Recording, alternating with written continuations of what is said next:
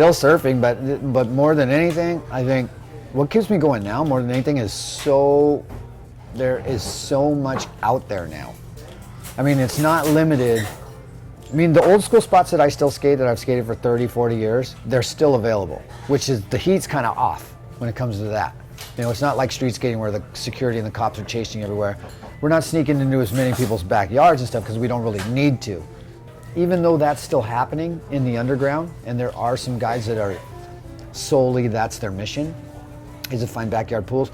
But what really motivates me, other than finding a place like that is accessible, is that every other part of Southern California where I live is just an amazing facility just for us, with no immediate restrictions.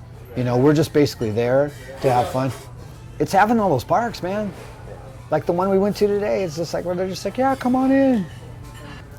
I mean, I could think of just about every major city in the entire world nowadays has a decent, at least one public facility. Yeah. And it just makes skateboarding for us, it's accessible. But it's not just accessible to us as professional skateboarders. It's accessible to every level of kid that wants to ride. I've always still been stoked on Mark Gonzalez. I like Mark a lot. Some of my fellow team riders that are still skating too, guys like Steve Caballero.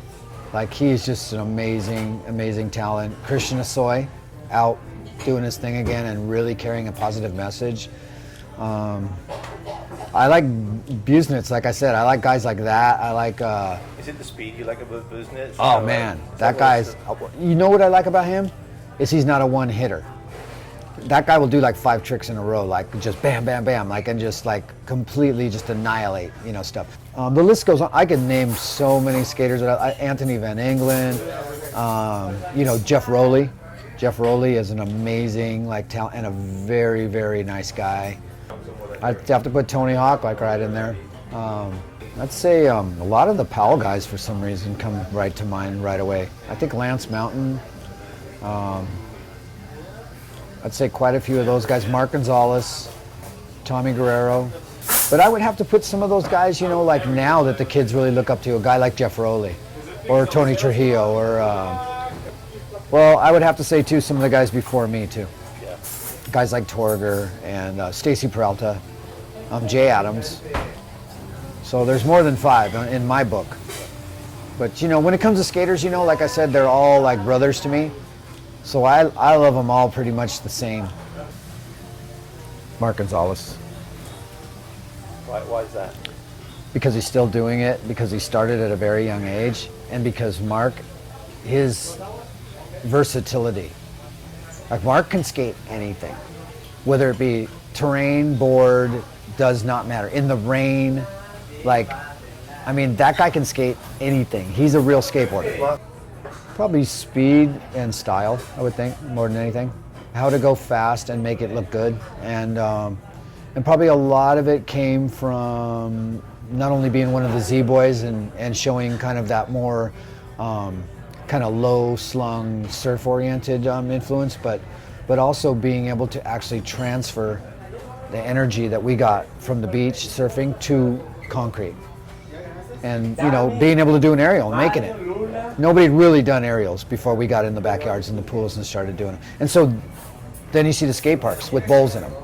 Then you see like that whole thing that happened in the 70s was geared towards the pictures that Stesic and Friedman and Warren Bolster guys had taken of people in California skating like terrain that was representing like concrete waves, because we got all those skate parks in the backyard pools.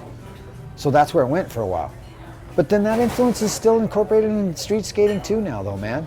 If it wasn't for us taking it to the air, do you think skaters would even be ollieing and stuff like that? I mean, the first ollie was really done on vert and stuff, and that was Alan Gelfand. And he just showed it like by just popping his tail out and, you know, compacting his body and extending, that he could actually do an aerial with no hands. Yeah. Then you get the street kids that don't have skate parks. They come in, start doing airs on flatland and adding the technical element. Boards start changing. Here we are today, man. It's 21st century, and skateboarding is progressing every day, every second, every moment. I can guarantee you somewhere in this world right now, somebody's doing something that hasn't been done before. definitely, you know, and it makes me proud. It makes me proud of being a skateboarder, you